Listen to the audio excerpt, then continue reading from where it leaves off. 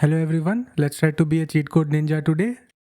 In this problem, we are given a matrix and we have to return an array with all the elements in diagonal order. Let's understand with the help of this example. In this array, this is the first diagonal and we have to traverse in this direction. Our next elements will be from the second diagonal and we have to traverse in the reverse direction. So the elements will be 2 and 4 in that order. Next we'll have to go through this diagonal and we'll have to reverse our direction. Now we'll traverse the next diagonal and the direction will be reversed. Finally, we'll go through the last diagonal. You can notice that for the order of elements, two things matter: the diagonal and the direction. The first thing that we need is to club all the elements of a particular diagonal. And then after going through one diagonal, we can reverse our direction. Let's try to identify a pattern for the diagonals. We have written down the row number and the column number for our matrix. For our first diagonal, there is only one element and it is the first element of our matrix. For the second diagonal, these are the two elements. If you notice carefully, the sum of the row number and the column number for these elements is the same. In fact, no other element apart from this diagonal will have the same sum of row number and column number.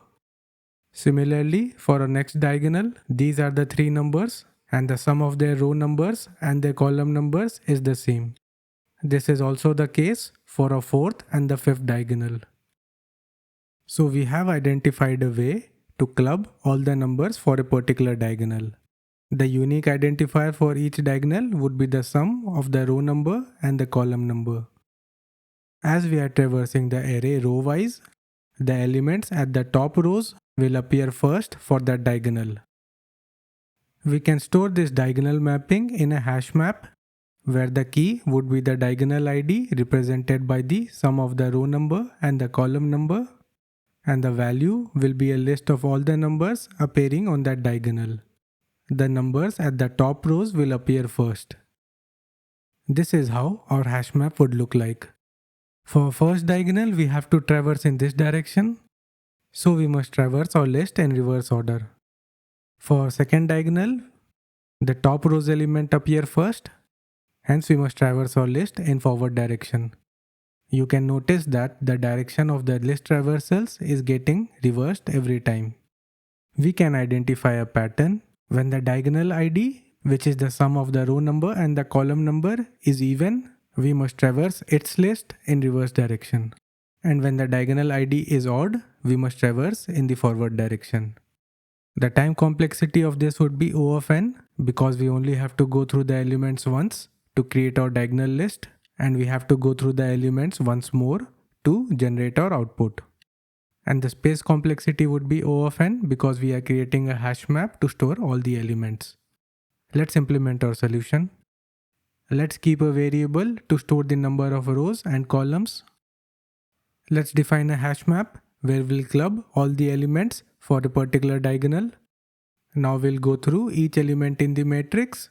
We'll traverse the matrix row-wise. And for each element, its diagonal ID would be the sum of its row number and its column number.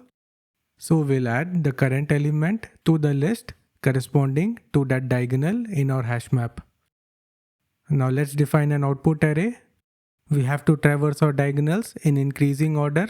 So the first diagonal ID should be 0.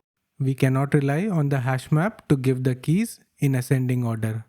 Hence we'll check if that key exists in the hash map, and if the key is odd, we'll add the list corresponding to that key in forward direction. The extend function will flatten this list and add those individual numbers. If the key is even, then we'll add the list corresponding to that in reverse order. And finally, we'll increment our key by 1.